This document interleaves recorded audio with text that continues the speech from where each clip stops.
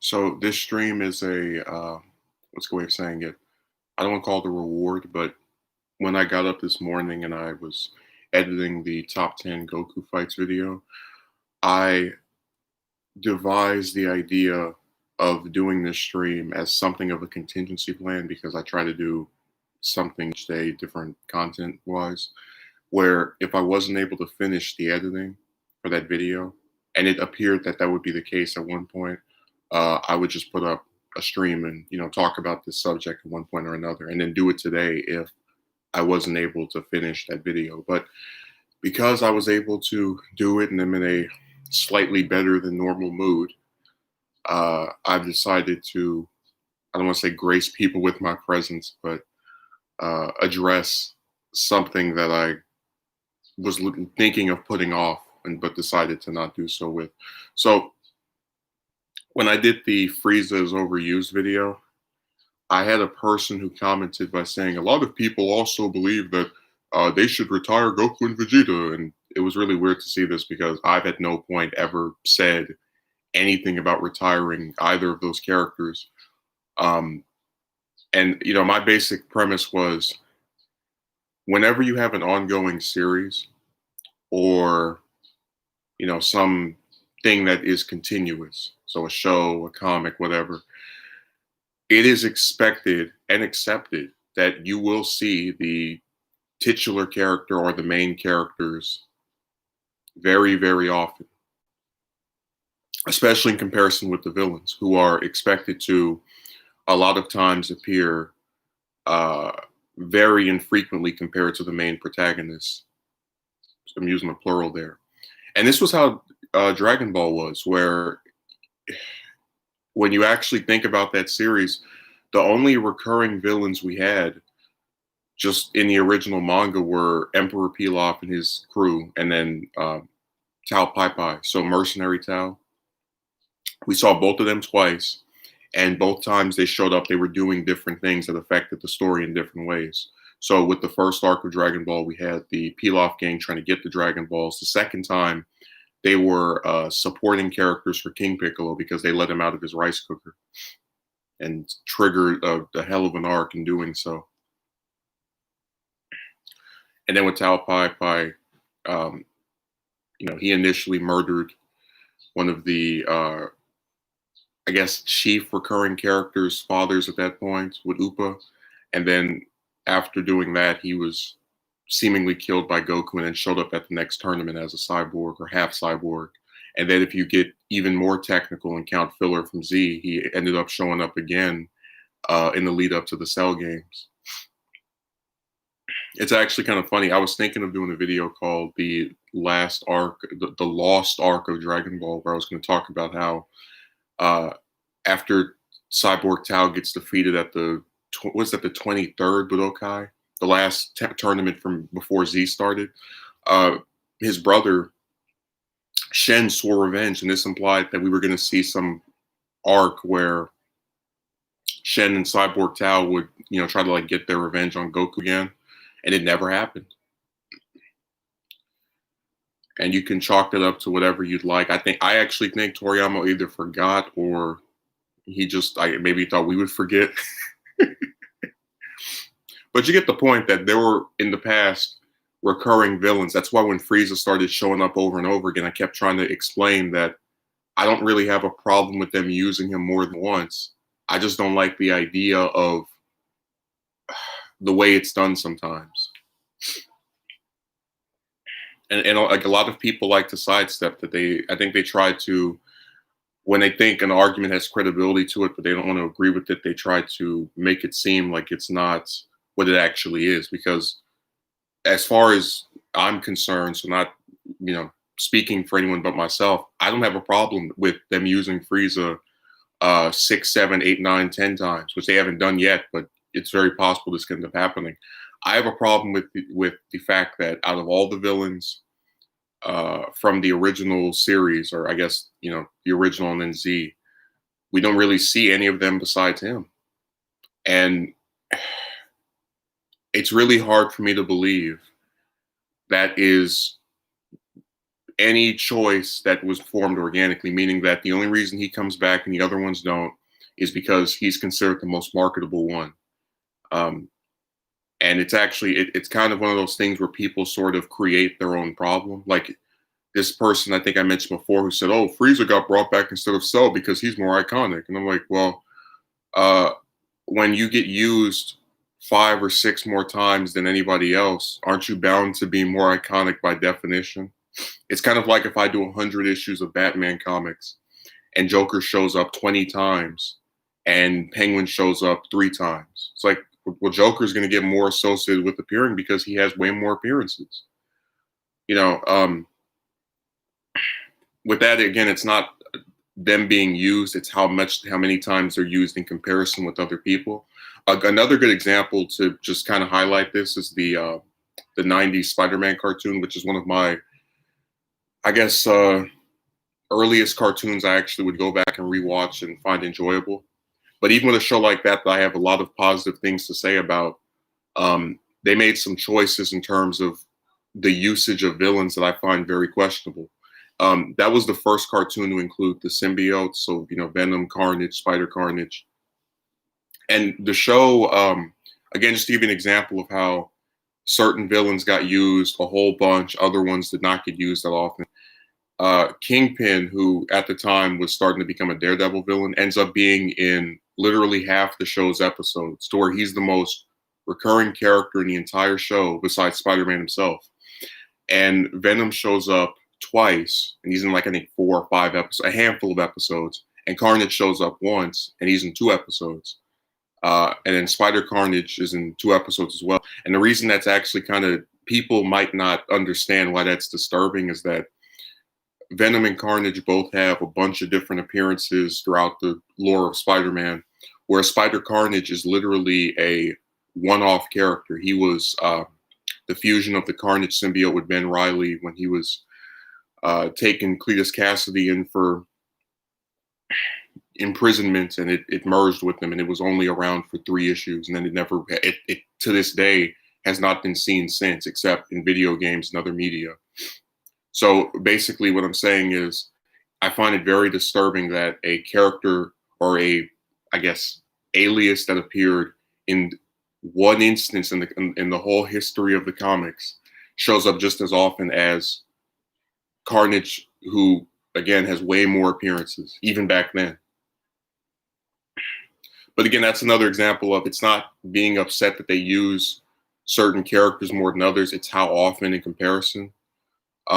So if you use Kingpin 10 or 12 or 13 different times, but then you only use Venom twice, that kind of creates an issue. It was the same thing with the with Batman, the animated series, where they used Joker between the original and then the new Batman Adventures, which are basically the same show except it has a revamped art style.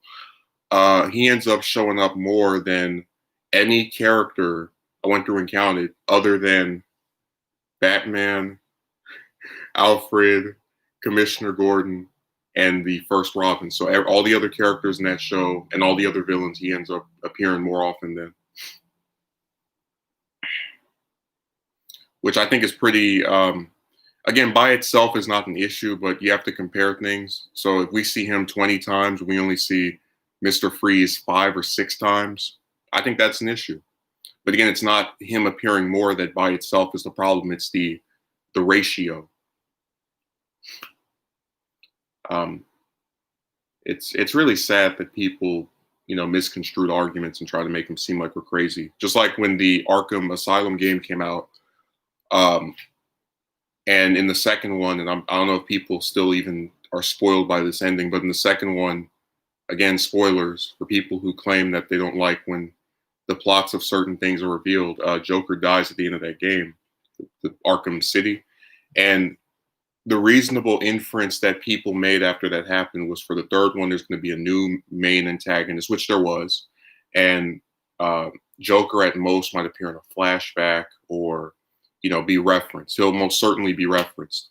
And then to our surprise, he ended up appearing basically more than any other character because they allowed him to come back as a hallucination on the part of Batman.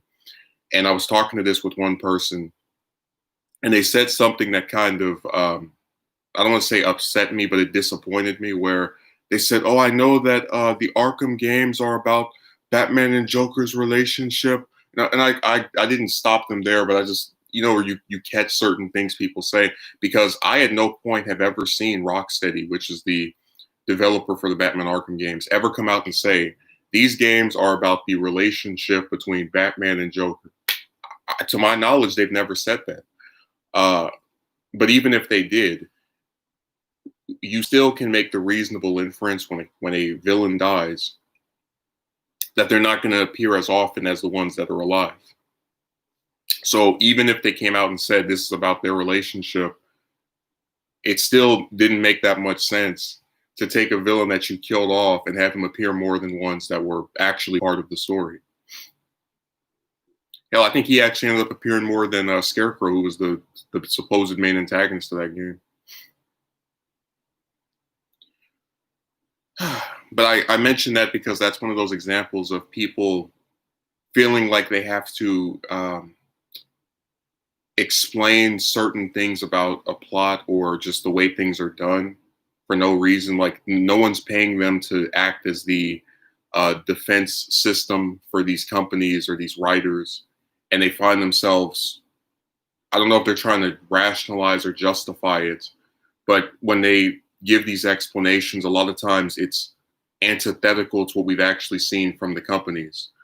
Um, I could easily see somebody writing in my comment section, "Oh, Frieza comes back as many times as he does because he's the arch enemy of Goku." I'm like, well, I don't remember that ever being stated in the story.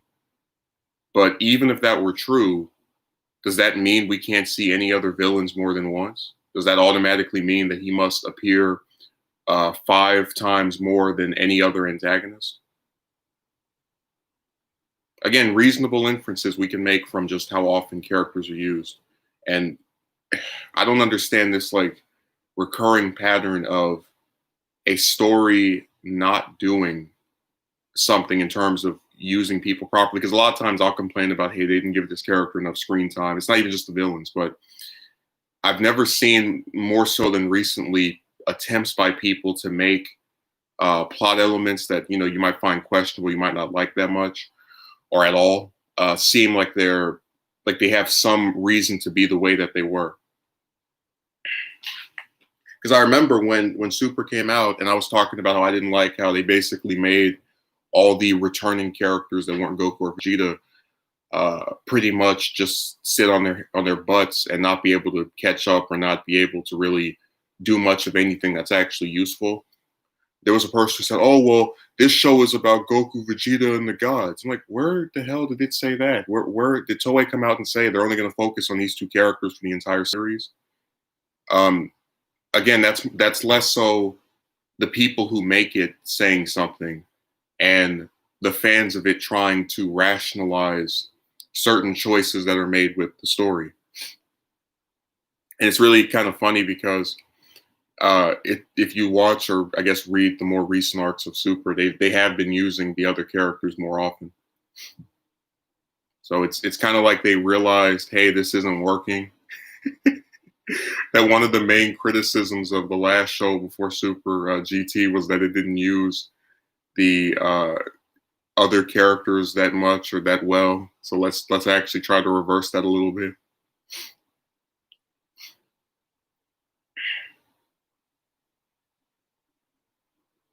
But yeah, the reason I picked Joker's picture is because he's probably the most. Like I went on DC Wiki before the stream started, and I typed in.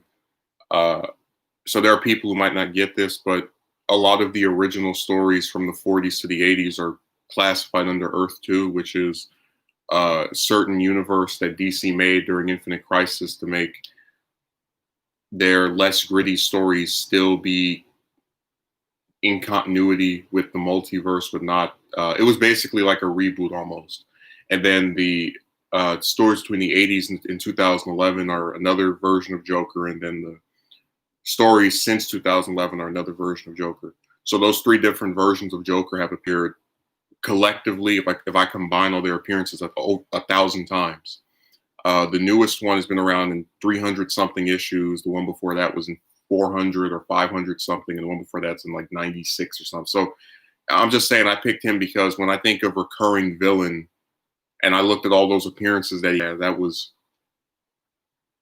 it made a lot of sense to have him as the picture. Even though the version I picked, which is the one from Dark Knight, it only appeared once, so it's kind of like a double entendre. It's like, yeah, let's show the one appearance of this version of a character that's shown up literally 1,000 times.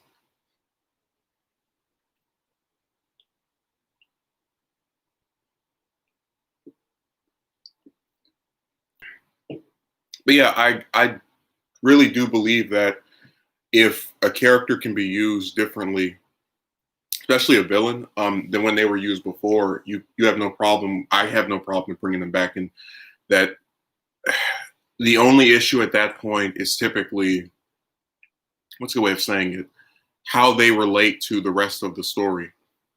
So if I do a story where Frieza comes back in 4 arcs and they're all back to back, I probably get very sick of him regardless of how well he's used in those different arcs, because you're using him at such a continuous pace that you're not really allowing any other antagonist to, be allowed to be posed as a threat.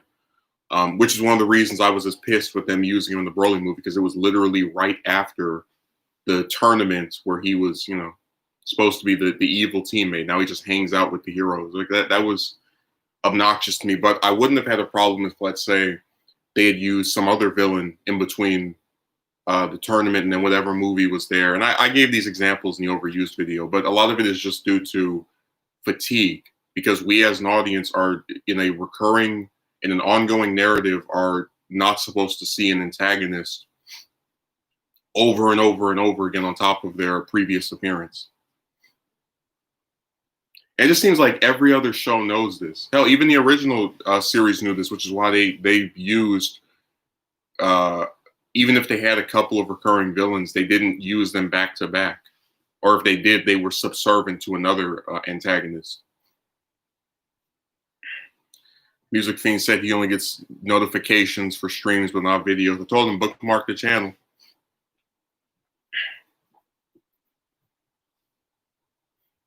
That's what I did with this one person. I said, "Oh, YouTube wants to play that non-notifying game. Well, let's dance." No, it's been so hot recently. The sun has just been blazing in on everybody. I remember I had this one person, they're like, "Use your fan." Like, you realize that when you use a fan, you're just spinning hot air around. It's like, let's quell hot air by having hot air push back on us at a rapider pace. Like, people don't even think, they just say things now.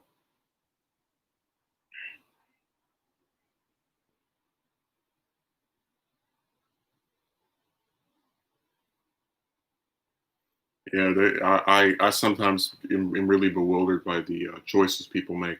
But I was gonna say, what I thought was really funny is that with a lot of the films for comic books, they actually started the trope of what's a good way of saying it. So in a lot of movies, because writers are really lazy and they kind of do this thing where they don't really understand how these stories are supposed to work. They kill the villain off to have a sense of finality, like conclusion. When again, they could just imprison them or put them in jail, or do something else with them. And this is why in a lot of early comic book movies, and even in a lot of the current ones, they'll kill off the villain at the end of it, even if the villain is a character who appears a whole bunch of times in the stories that the source material has. So for example, in the the '89 film for Batman, the original, what was that, the Tim Burton movie? Even though Joker again has had, in between the '40s to now, over 1,000 different appearances as one of the most recurring villains ever. In his in that one appearance of that iteration of that character, he gets killed off because the writers wanted to have finality to the film. And again, their only solution is to have the villain die. This is the same thing with the Sam Raimi Spider-Man trilogy. I mean, they do it everywhere. Same thing with the Iron Man trilogy. They take the villain, even if they've been in a whole bunch of different appearances and issues or whatever, and get rid of them right after they show up, uh, because they want the viewers to go away feeling as if they've seen this grand, spectacular story that can never be repeated.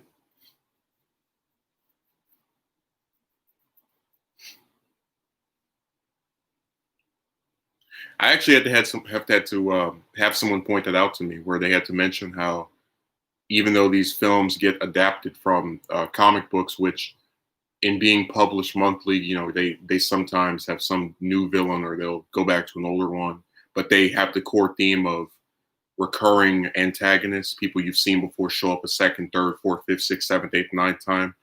But then when they do these films, because they come out once every couple of years, they don't have to be burdened by having to figure out who's the next antagonist. And it's all really ironic because, and a lot of people don't know this, which is really disturbing. Joker was originally supposed to die after his first appearance because one of his co-creators didn't like the idea of Batman fighting the same people over and over again. But they drew a panel at the end of the comic where he is shown to survive. And it's very ironic because they went from being upset about him having the possibility of showing up more than once to now he's shown up again literally 1,000 times.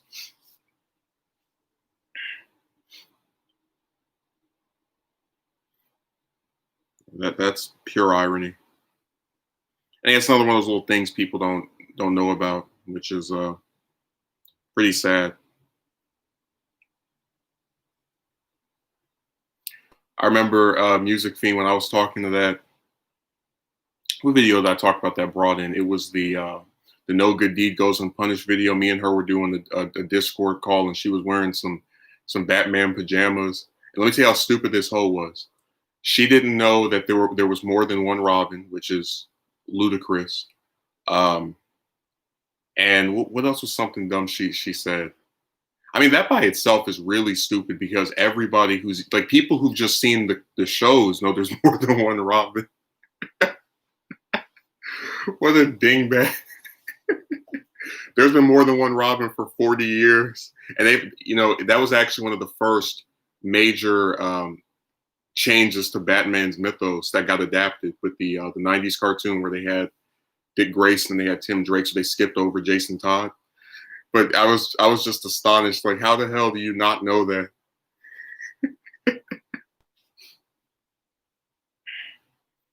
really pathetic. Music Fiend apparently checked out of here. He left one comment and he was like, no, I'm not going to write anything else. I'm going to vanish. They call those the drive-by streamers where they show up and they type something, they jump off. I mean, I'll sometimes do that if I have to really not have anything to say, or there has to be some giant, enormous group of people where I think they won't miss me. Like if there's 1,000 people watching or something and the whole comment section is flooded.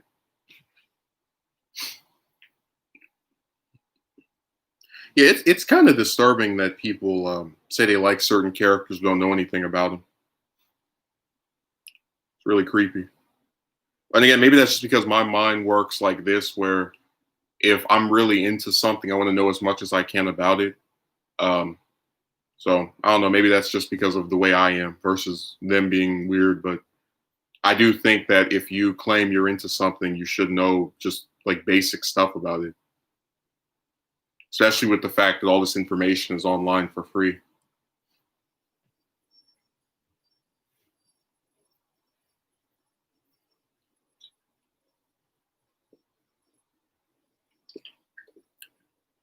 It's really pathetic. What's another example of this?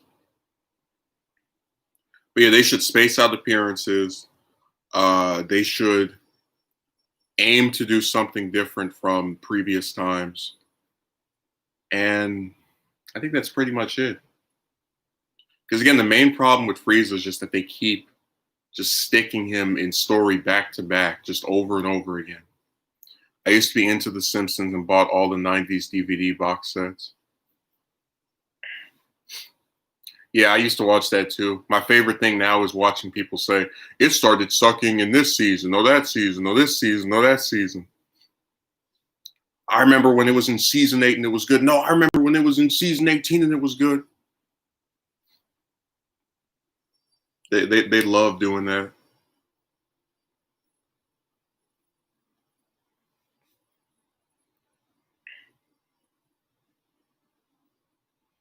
It's like pick a damn time to complain about it.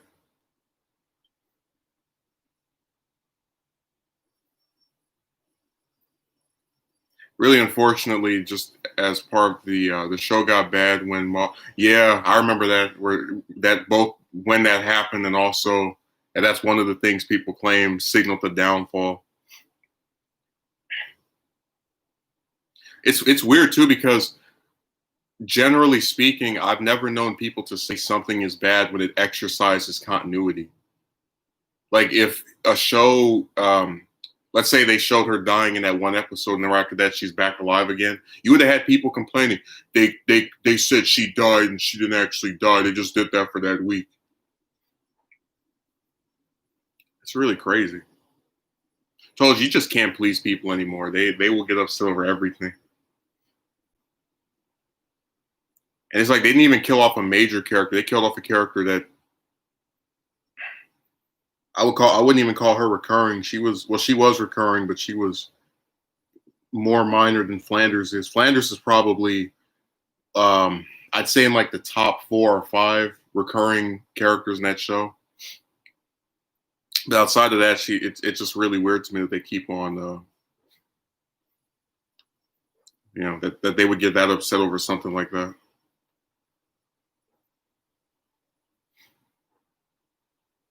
I don't understand these writers at all. Are these fans at all?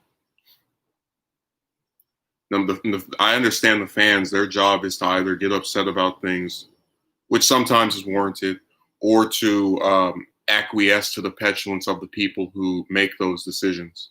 So again, that's why you have the person who defended the idea of having Joker die in Arkham City, but then appear as a hallucination the whole way through the next game and get more screen time than most of the villains that were still alive, which is crazy as hell. And you have people who defend using Frieza back and forth with no break in between. It's really insane how much they just don't seem to care about just trying anything different.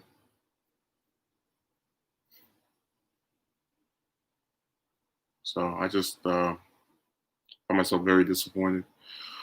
What else can we use to conclude? I think I've pretty much made all the points I was going to make, and we're not really getting that big of a crowd here, which is, I mean, whatever. I was just mostly in a good mood over the completion of the other video I did. Let's see if I can make a closing statement. There's